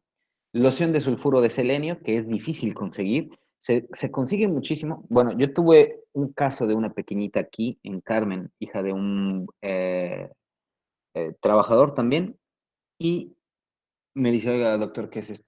Y le digo, pues mira, para mí, porque no la pude explorar por lo mismo de la situación de pandemia, le digo, para mí se ve mucho como una tiña versicolor. ¿Qué le aplico? Le digo, mira, hay una loción altamente eficiente, pero es difícil de encontrar, búscala. Y le puse solución de sulfuro de selenio a estos miligramos. Nunca la encontró, ¿sí? Y después un familiar de él fue a Mérida y en este tipo de droguerías donde todavía hacen ese tipo de mezclas, en Puebla hay un montón, en Ciudad de México también hay un montón, la consiguió. Y el chiste es que se le aplicó y comenzó a mejorar. Bien, eso es bueno. Pueden existir también aplicaciones de shampoo con ketoconazol, que la mayoría de los shampoos que tienen ketoconazol son todos estos que se tratan para la caspa. O también puede existir administración de ketoconazol oral, preferentemente también en edades de adolescentes hacia arriba, ¿eh? Porque esto también causa aumento de las pruebas de funcionamiento hepático, puede causar hepatitis medicamentosa. Ahora, viene algo importante con el ketoconazol, que esto, qué bueno que me acordé ahora. El ketoconazol siempre, siempre, siempre, siempre, siempre, y preferentemente hay que pedirle al paciente que sude. Es decir, le vamos a pedir, sobre todo es más fácil, por eso les digo, en niños y en adolescentes. Mira, vas a irte a jugar, vas a ir a hacer tu deporte preferido, y en ese momento te vas a tomar un poco antes de que hagas todo este ejercicio, te vas a tomar la tableta. ¿Por qué? Porque el ketoconazol se excreta a través del sudor. Entonces, con muchísimo mejor efecto se va a tener el que se haga ejercicio, previamente se tome el medicamento y sude la persona y vaya, va a haber muchísimo mejor efecto, más rápido. Lo que se recomienda es que ya sudó y todo y de repente no se bañe de una forma inmediata, ¿sí? Sobre todo porque lo va a quitar, o sea, si se hace el ejercicio y si se baña, no va a tener el mismo efecto. Entonces, que se mantenga por lo menos unas 2 a 3 horas sudado, vaya, no importa que huela a león un rato, pero preferentemente que se mantenga unas 3, de hecho la recomendación del libro dice 4 horas en adelante. Entonces, digo, si a lo mejor vive solo, pues no va a haber problema en el que se quede como hasta 12 horas o un día, ¿no? Pero preferentemente unas 3 horas, con eso va a ser suficiente para que haga efecto. La administración igual 10 días preferentemente, ¿ok? Y esto es la gemación en espagueti y albóndigas provocadas por tiña versicolor, ¿ok? No sé, tiene mucha imaginación quienes los describen, pero este se supone que son las albóndigas y estos son los espaguetis. Bien, terminamos entonces con dermatofitosis. ¿Dudas o preguntas?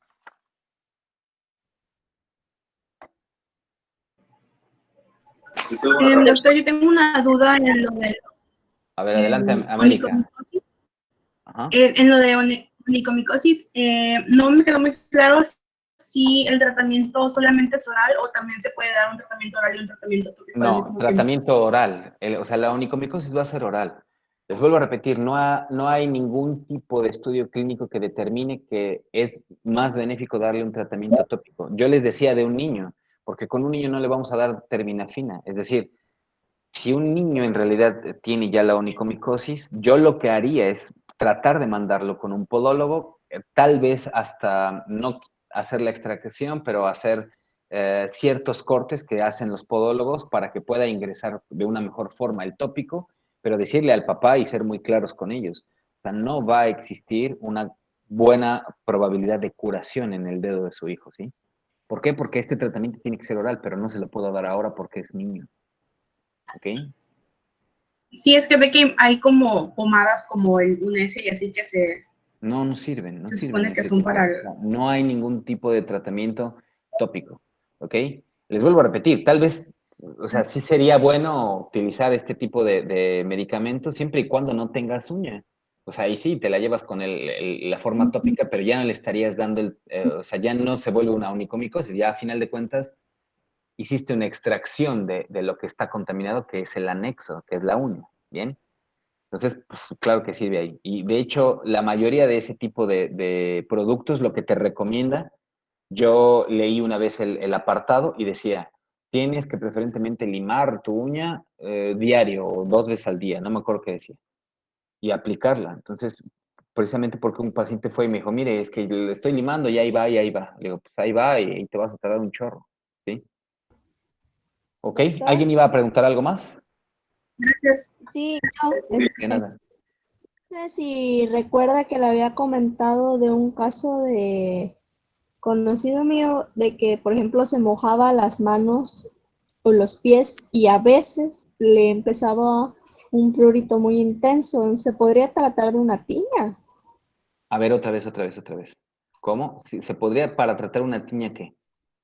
No, o sea, no sé si se acuerda que le había comentado de De alguien que un yo caso. conozco Ajá. de un caso Sí, de sí. una persona que, por ejemplo, se mojaba un poco las manos o los pies con cualquier líquido que fuera y le empezaba una comezón muy intensa.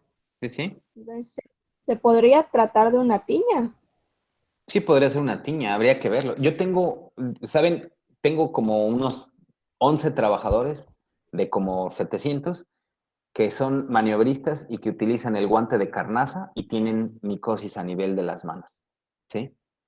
Es sumamente difícil de tratárselas, ¿eh? Yo, Doctor, de hecho, lo único o la forma en la que los pude tratar, no todos mejoraron al 100%, pero fue comprarles guantes de látex y les dije, lo primero que tienen que hacer es lavarse las manos. Ya cuando se vayan a dormir, se van a poner, por favor, el ungüento, el miconazol y se van a colocar el guante encima. ¿Por qué? Porque si no se lo iban a quitar.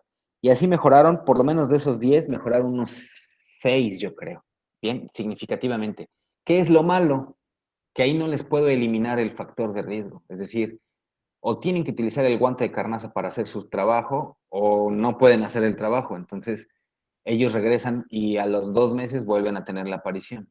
¿Sí? O sea, es sumamente difícil de tratárselas a ellos. Ahora sí, alguien más iba a hablar para yo, que pasemos a BPH. pero es que no ahí depende también de, o sea, si vaya como que está contaminado por un dermatofito. Ve que algo así decía en la literatura de que como que se tienen clasificación de que en geófilos si es como en tierra, agua y eso, si es zoófilo que viene de vaya, de como de animales y antropófilos que son que se entre humanos o algo así había Ajá. leído. Pero Sí, eso, o sí. sea, que eso no depende también de que si está contaminado o no, porque pues la compañera había mencionado que pues cada que se lavaba como que las manos, pues le No nada pasaba, más pero como, o sea, no porque el hecho de que se lave las manos, o sea, tal vez propicia un efecto muy grande de mantener húmeda. Yo tengo un paciente aparte, y qué bueno que me acordé, con una alta, eh, ah, se llama el padecimiento hiperhidrosis, ¿hiperhidrosis qué? No recuerdo, yo no lo diagnostiqué, ¿sí? El chiste es que le pregunté, ¿por qué tomas este medicamento? Y me dice, por mi hiperhidrosis. Y de verdad, me muestra las manos y a cada ratito está sudando. No recuerdo el nombre en específico. O sea, sí es una hiperhidrosis a nivel de la palma, pero tiene un nombre en específico.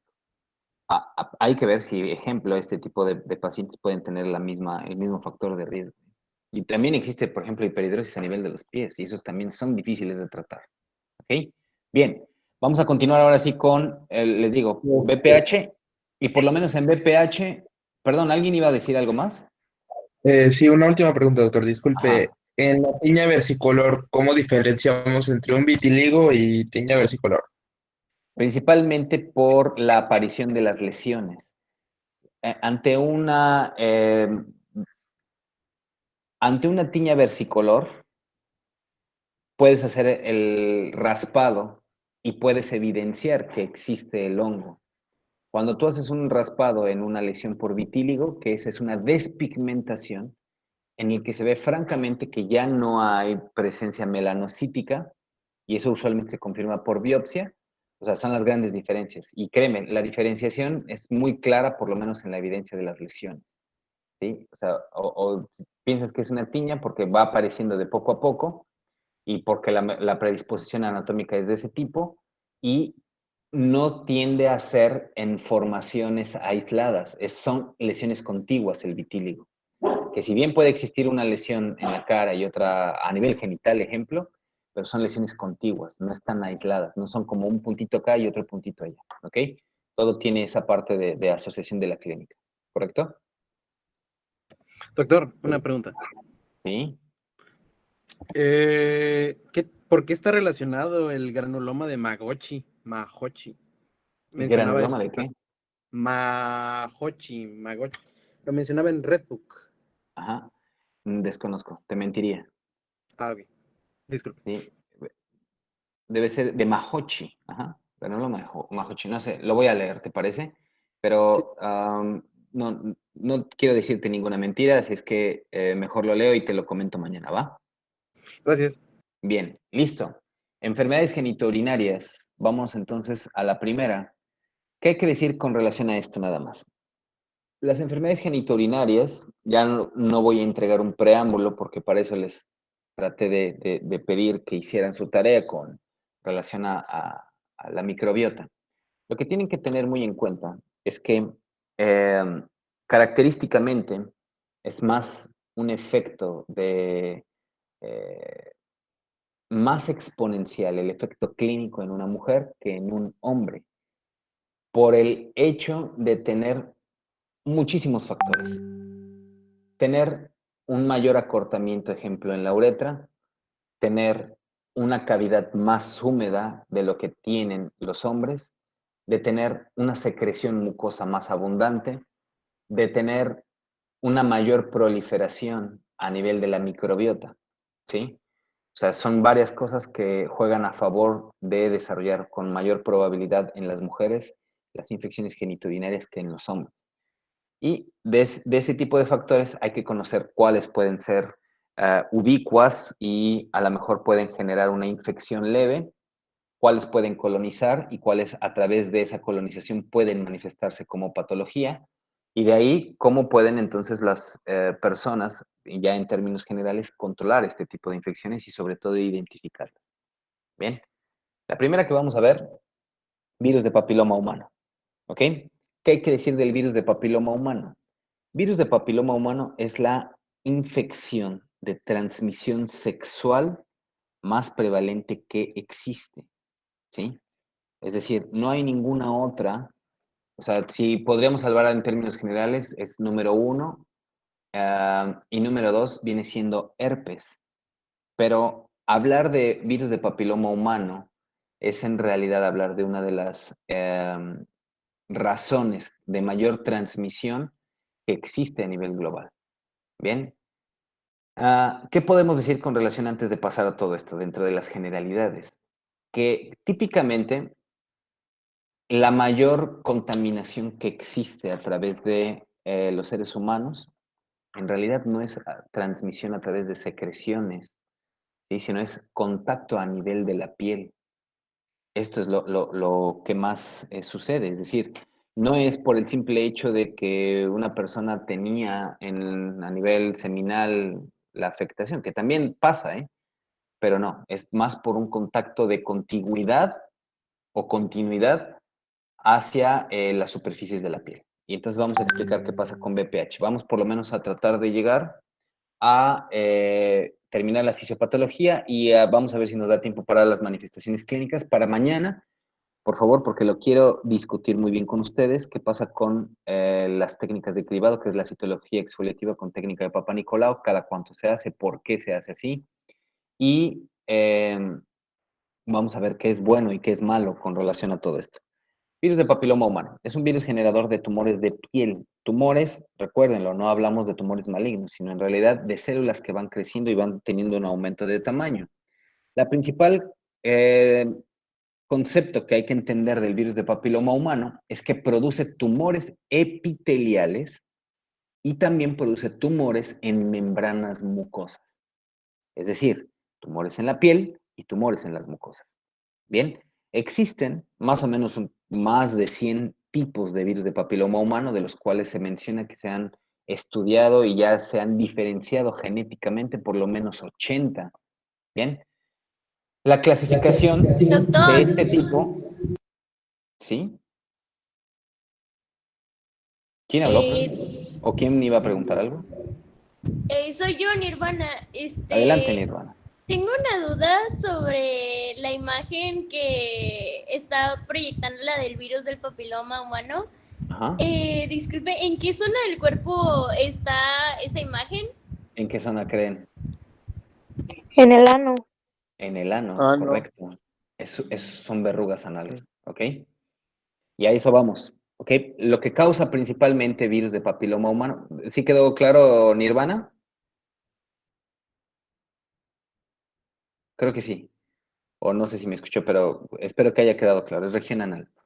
Este tipo de tumores o asociaciones por el virus de papiloma humano son dos tipos de formaciones o aumentos a nivel celular. Tumores en la piel y tumores en la mucosa. Pero las categorías clínicas que se aplican al virus de papiloma humano son 3. ¿Bien? Y esto es precisamente por una clasificación de secuencias genómicas y que tiene relación precisamente con la clínica. Lesiones o enfermedad anogenital o mucosa, lesiones o enfermedad cutánea no genital y algo que se conoce como epidermodisplasia verruciforme. Son básicamente los 3 grandes divisiones en donde vamos a ver ahora la patología que va a generar el virus de papiloma humano. Si antes creían y nada más, verruga genital y sí, cáncer cervicouterino, pues no, o sea, crea un montón de enfermedades, ¿sí? Esto es lo que hay que entender primero. Causa todos los casos de cáncer cervicouterino. Bien, puede existir una parte de afectación por contigüidad de un tumor, pero todos los casos de cáncer cervicouterino son etiológicamente por virus de papiloma humano. Bien, entonces tenemos ya una asociación. Por aquellos que se quieran ir al extraordinario y les pregunte, de los siguientes virus, ¿cuál causa tumores o neoplasias? Ya tenemos y vimos, por ejemplo, el Epstein-Barr, ¿sí? Ahora vamos a ver virus de papiloma humano. Entonces, generalidades, vuelvo a repetir, son tumores de características epiteliales y esos tumores, pues bueno, van creciendo precisamente a nivel de la piel. ¿En dónde? Piel, membranas, mucosas. Esto es lo más predisponente. Les repetía que existen más de 100 serotipos, por lo menos los secuenciados a lo que dice la literatura, 80 completos. Los factores de riesgo asociados totalmente a factores de promiscuidad y relación también significativa entre la edad de la primera relación sexual. ¿Qué significa esto? Entre más temprano se haya iniciado la actividad sexual y entre más número de parejas es directamente proporcional al riesgo y a la afectación clínica en el caso de manifestarse. ¿Sí? Entonces, mientras más temprana edad se haya tenido en la primera actividad sexual y mayor número de parejas, eso es relativamente proporcional. O sea, si alguien inició, ejemplo, actividad sexual a los 13 años, que aquí van a decir, no, ¿cómo puede ser eso? Por supuesto, o sea, yo he tenido en el servicio social embarazadas de 12 años. Y esto, pues vaya, no espanta absolutamente a nadie. Entonces, el factor de riesgo tiene que ver con la actividad sexual, promiscuidad e infección de virus del papiloma humano. Es decir, aquellas personas que ya tienen o el conocimiento que se han estudiado por la enfermedad pueden adquirir con mayor frecuencia otro tipo de cepa del virus del papiloma humano. Bien, entonces las lesiones se clasifican en 3 tipos y esto es importante. Lesiones que se conocen como latentes, que son asintomáticas en la mayoría, lesiones subclínicas, ¿sí? Que las lesiones subclínicas se identifican, en este caso, con ácido acético al 3 o al 5%, y lesiones clínicas, que aquí nos van a dar verrugas.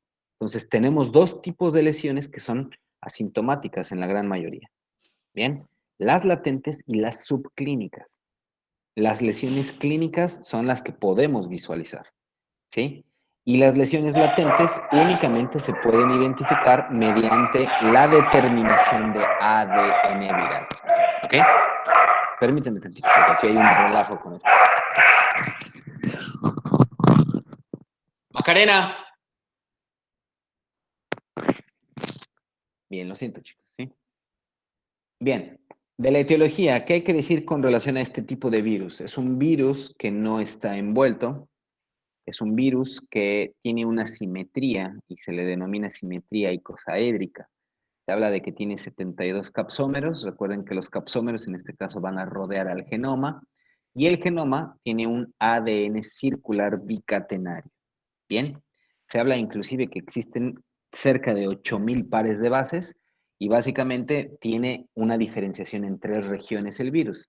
Región temprana, que son o se habla de 6 tipos de genes no estructurales, y esos tipos de genes lo que hacen es transferencia celular, es decir, pueden tener el adosamiento hacia la célula o el tropismo y de ahí diseminarse. La región tardía, que tiene 2 proteínas estructurales, estas van a formar básicamente la cápside, y una región que se conoce como región de control. Lo que hace la región de control es regular precisamente la replicación del mismo virus. Ahora, importante lo siguiente, el virus tiene capacidad de integrarse a el ADN de un huésped.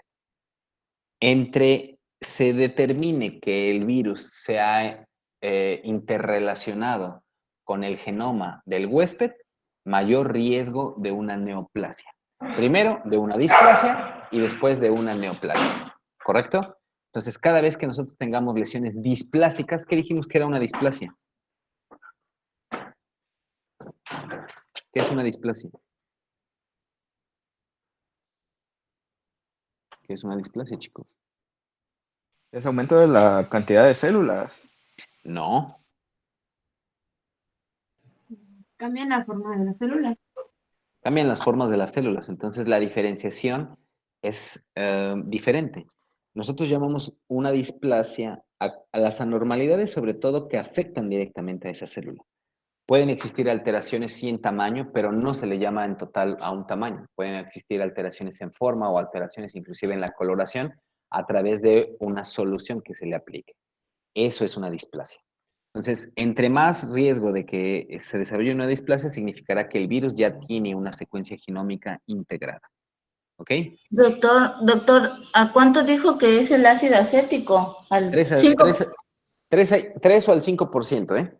Ah, gracias. Muy bien. Ahora vamos a ver qué pasa entonces con la fisiopatología, es decir, cómo surge el mecanismo en el que se da la infección. Lo primero, no infectan a otras especies. El humano es el único reservorio. No se ha podido cultivar este tipo de virus in vitro en otro tipo de laboratorios. No se ha podido cultivar. Bien, se clasifican, se dice sobre todo para el VPH, como similitud molecular y por eso se les va asignando un genotipo. De los principales genotipos es el 6 y el 11, que se les conoce como un bajo potencial oncogénico, y estas son preguntas de examen, y el BPH 16 y 18, que estos tienden entonces a desarrollar mayor integración a nivel genómica. Y estos sí tienden a progresar hacia carcinomas. ¿Ok? Bueno, lo que hacen principalmente este tipo de virus es que la célula o el tropismo es el queratinocito. Queratinocito basal de la epidermis. Es la célula que va a estar infectada. Eso también es pregunta de examen. Ahí es el tropismo, ahí permanece el virus y ahí se tiene entonces la integración de un virus que se puede mantener de una forma latente y que sucede algo que ya vimos que es un episoma.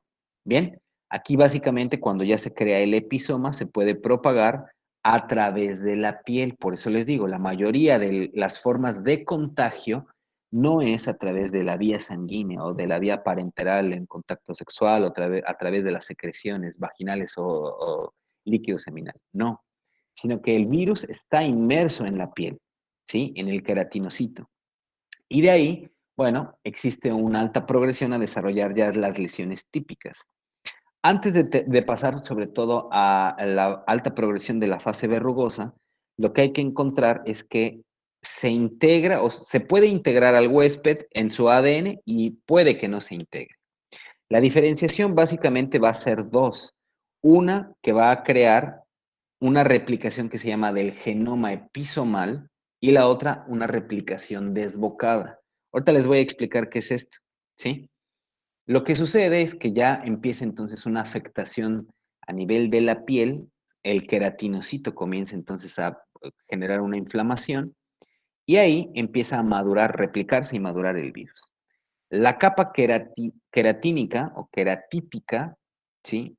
Es lo que está mayormente afectado por el virus. Entonces, la primera que les mencionaba, la replicación del genoma episomal, ahí es cuando existe una gran afectación de las células por nuestro sistema inmunológico. Es decir, nuestras propias células lo que hacen es destruir al virus. Y cuando existe una replicación desbocada, es una replicación descontrolada y ahí no va a haber la oportunidad de que nuestro sistema inmunológico lo elimine. Entonces, mayor riesgo de integración hacia el genoma. Conforme va creciendo el epitelio, recuerden lo que se va descamando desde la parte más basal hacia la parte más superficial, así funciona la piel, entonces el virus comienza entonces a activar más, se comienza a replicar más. Y aquí va a existir una gran diferenciación, migran hacia la superficie y el virus se libera por la exfoliación, ¿sí? Mientras surge su mismo proceso natural de descamación de la piel, que eso lo tenemos todos, en ese momento las partículas virales se van liberando. Tiene que quedar claro, se liberan como un resultado de una degeneración descamativa. La exfoliación misma libera al virus. Entonces, lo importante es saber que entre más propiciemos actividades donde exista la descamación, que es el contacto sexual, y la fricción de los genitales, mayor liberación del virus. Pero se tiene que entender que la fisiopatología no es exactamente por transmisión de secreciones o transmisión sanguínea o transmisión seminal o autoinoculación de este tipo, no. Sucede porque se afecta al queratinocito, se fricciona o se exfolia el queratinocito, se libera el virus y ahí es cuando más riesgo de compartirlo con una pareja sexual o con el simple hecho también de que lo toque cualquier persona. Ejemplo, los libros de fisiopatología de BPH hablan de que personas que tienen verrugas por BPH a nivel plantar y caminan descalzas, dejan ahí la liberación de los viriones y básicamente llega una persona sana y se puede contaminar. ¿Por qué? Porque el virus se ha visto que tiene hasta semanas, hasta 3 semanas de tiempo en el que puede vivir en un fómite, en una superficie inerte, ¿sí? Entonces, existe inclusive otro tipo de fisiopatología que se menciona en Red Book que puede existir hasta 8 meses de tiempo de incubación. Pero en superficies, lo que sí les puedo decir que hasta 3 semanas puede estar sin una necesidad obvio, si no se limpia ni mucho menos, pues vaya, podría llegar a contaminarse, ¿correcto? Hay que ver que ciertas características, no es en todos los casos, pero puede haber que propiciado por la temperatura, propiciado por la humedad, sobre todo a bajas temperaturas, sí puede existir una diseminación a través de fómites, ¿correcto? ¿Se entendió la fisiopatología? Porque esta sí se las voy a preguntar, ¿eh? Es sobre todo a quién infecta y cómo es la vía de diseminación, que no es típicamente sexual, o sea, sí es sexual porque se realiza una fricción y al momento de friccionar se libera por el proceso de descamación. ¿Se entendió esa parte? Sí, profe. Muy bien, espero que se haya entendido porque trato de ser lo más claro posible. En la fisiopatología, entonces lo que vamos a tener es que se altera el carácter de la epidermis. Aquellas viriones que no se liberan, pues comienzan entonces a crear una célula típica. Y como es el queratinocito, este queratinocito va a formar algo que se llama coilocitosis, es decir, una multiplicación que se delimita hacia la célula al núcleo de la célula, y ahí van creciendo entonces los episomas. Los episomas de bajo grado, vuelvo a repetir, son el serotipo 6 y el serotipo 11. Los episomas que se van integrando al ADN del huésped son el 16 y el 18, ¿correcto? Los 6 y el 11, por ser de bajo grado, son los que se separan del núcleo, no son los que se integran. No hay un proceso citolítico, esto tiene que quedar también claro, es decir, no se destruye la célula, sino que se va teniendo un proceso en el que se descama, se exfolia y ahí es cuando se libera. Las verrugas no infectan un epitelio húmedo y tampoco viceversa, es decir, los que causan una lesión verrugosa, que son típicamente el serotipo 6 y el serotipo 11, no infectan un epitelio húmedo, tiene que ser un epitelio seco para que se propague la fricción y se pueda diseminar el virus. ¿Ok? La incubación, les vuelvo a repetir, en algunos libros lo mencionan de 3 semanas hasta 8 meses, o sea, para que se genere una verruga también no crean que es un proceso de la noche a la mañana. Por lo menos 3 semanas en las que se va generando ese tipo de afectación. ¿Ok? Bien. Factores de riesgo. Entonces, ¿a quién le va a propiciar mayormente el que se afecten este tipo de casos. Recuérdenlo, es directamente proporcional a la actividad sexual en temprana edad y mayor número de parejas. Entonces, por lo mismo, quienes van a estar mayormente afectados van a ser quienes tengan una mayor promiscuidad. Existe una correlación clínica y tiene que ser también motivo para el que ustedes eduquen a sus pacientes en que mayor número de parejas sexuales, mayor riesgo y mayor inclusive gravedad del serotipo que se puede infectar. Bien, pero ojo, se ha visto que todos estos factores de riesgo necesitan un cofactor, es decir, no únicamente por el simple hecho de que se tenga actividad sexual con una persona con el VPH, se va a adquirir la infección. Esos cofactores, principalmente el primero, es el tabaco. Es decir, está altamente relacionado que las personas que fuman tienen mayor riesgo de desarrollar una neoplasia o una enfermedad verrugosa, ¿sí?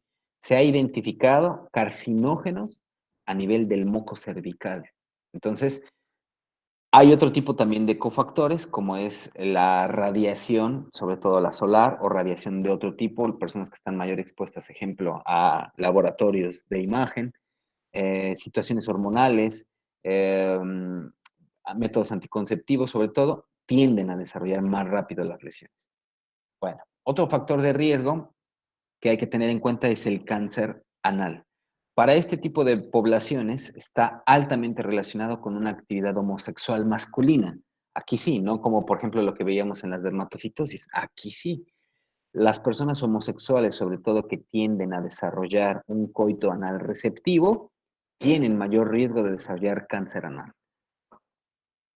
Es casi la misma proporción en mujeres que en hombres, pero usualmente las poblaciones mayormente afectadas son homosexuales varones, ¿sí? Entonces, eso también deben conocer. Personas que tienden a tener gusto por el coito anal receptivo pueden tener mayor riesgo de tener esta parte de diseminación. Ahora viene la pregunta de oro. Entonces, ¿sirve utilizar un preservativo, sí o no? ¿Quién me dice? Sí. No, doctor. Sí, no, ¿por qué? A ver, ¿quién dijo sí primero? Yo, Israel, en esta parte de lo que sería el VPH no sirve utilizar, por así decirlo, el condón para prevenirlo, dado que si llega a tener, por así, llegan a tener lo que son los condilomas en la parte de lo que es la pelvis, el condón no cubre hasta la pelvis y puede tener lo que es contacto en la parte de la zona anal, o si es al revés, si la otra persona ya tiene desarrollado lo que son los condilomas en la parte de lo que es la región anal, lo mismo va a tener contacto con la pelvis de la otra persona y va a haber un contagio. Por eso es que el condón en esta parte de lo que es del VPH no es como un mecanismo seguro y que te diga previene 100% esto. Muy bien. En contacto. Perfecto. ¿Y quién había hablado también? ¿Que dijo sí? ¿Ramiro? ¿Qué fue Ramiro? Sí, sí, doctor. A ver, cuéntame. Bueno, creo que ya Israel dio otra. Bueno, yo lo que pensaba era que sí, porque ¿Ya te convenció Israel? No, yo pensaba, ¿no? bueno, tengo entendido que por en cómo se transmite el virus, es por contacto, no tanto por lo que sea transmisión sexual, sino por contacto. Entonces, en caso de que exista las verrugas, pues ya sea en el pene o en la vagina, pues sí podría tener cierta prevención en ese aspecto. Ok, entonces les voy a decir, los dos tienen razón, ¿sí? Punto número 1, vamos a tener que promover el uso del preservativo. ¿Por qué? Porque existen muchísimas lesiones que se mantienen a través del glande, el cuerpo del pene, pero como bien dijo Israel, no protege del todo. Eso tienen que tenerlo en cuenta. Cuando pasan, sobre todo desapercibidas, las lesiones verrugosas en la zona genital, ahí créanlo, no hay una protección al 100%. O sea, tienen que decírselo también a sus pacientes. El hecho de que una persona no, o más bien utilice preservativos, permítanme. no los protege al 100%. Tienen que quedar totalmente. Bueno, aquí ya ya se cree otra cosa. ¿Ok? ¿Quedó claro eso, chicos? ¿Tenemos que propiciar el uso de preservativo? Por supuesto. Pero tener en cuenta que el preservativo no va a proteger al 100%. ¿Bien? Espero que quede claro. Ya hablábamos del tabaco. Exposición a rayos ultravioleta. Ya les decía, existe una alta prevalencia en mujeres que se exponen a rayos ultravioleta, perdón, y también aquellas personas que Como que se le bajó el volumen, doctor. ¿Ahí me escuchan ya? Ya. Lo siento, es que a veces me quito cuando está por aquí, ya saben quién, me lo quito para que no se escuche tan fuerte, que de verdad lo siento mucho. Y los anticonceptivos orales, ¿qué hay que tener en cuenta con estos anticonceptivos orales? Porque muchas personas no damos como la asesoría correcta. ¿Qué tienen que ver los anticonceptivos? ¿Cuánto tiempo? Aquí lo que hay que tener en cuenta que decirles a las mujeres, sobre todo, que son las que tienden a usar mayor anticonceptivo, los hombres no se ha como promovido tanto el hecho de a lo mejor realiza la vasectomía o lo que tú quieras y mandes. No hay tantos mecanismos hormonales como lo existe para las mujeres. Aquí lo que hay que entender es que aquellas personas que utilicen anticonceptivos orales más de 5 años tienen mayor riesgo relativo de desarrollar un carcinoma cervical. Entonces, ¿qué hay que hacer? Aquella persona que nos diga, fíjese que ya tengo el uso de anticonceptivo y ya tengo 6 años. No, hombre, párale y antes de eso, ¿cuándo fue tu última vez que te hiciste el Papá Nicolau? ¿Sí?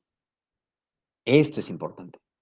Entonces, todas aquellas asesorías tienen que enfocarse a recomendarles eso, a que no utilicen un anticonceptivo, sobre todo oral, más de 5 años.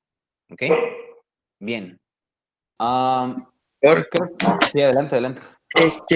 Yo tengo unas primas que toman muchos conceptivos que porque según regula su periodo menstrual. Eso es una realidad, pero todo se individualiza, ¿eh? Hay que ver qué tipo de anticonceptivos y cuánto tiempo lo han tomado. Y sobre todo, qué edad tienen, ¿eh? O sea, eso es muy importante.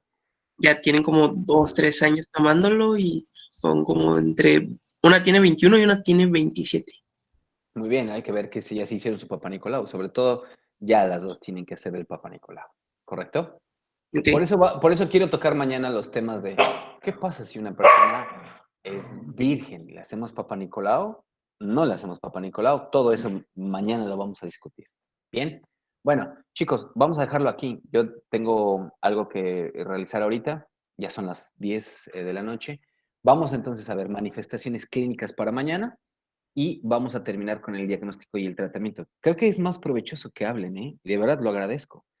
Entonces, espero que haya servido por lo menos la plática de ayer para que se den cuenta que esto enriquece en realidad más que nada más el simple hecho de que me estén escuchando. ¿Todo bien? ¿Más dudas o preguntas? Doctor, yo tengo una duda.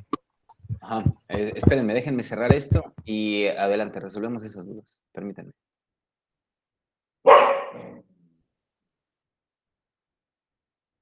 Listo, ahora sí, chicos. ¿Quién iba a preguntar? Yo. Adelante, David. Bueno, es que tengo una duda sobre lo que comentaron mis compañeros con respecto al uso del condón.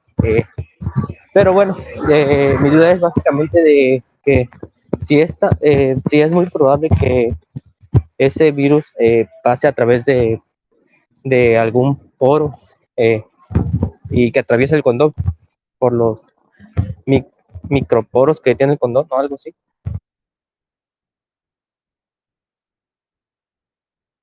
Es una buena pregunta. El virus del papiloma humano, ¿sí? No existe una evidencia de que se pueda transmitir aún con una persona utilizando condón. ¿Por qué?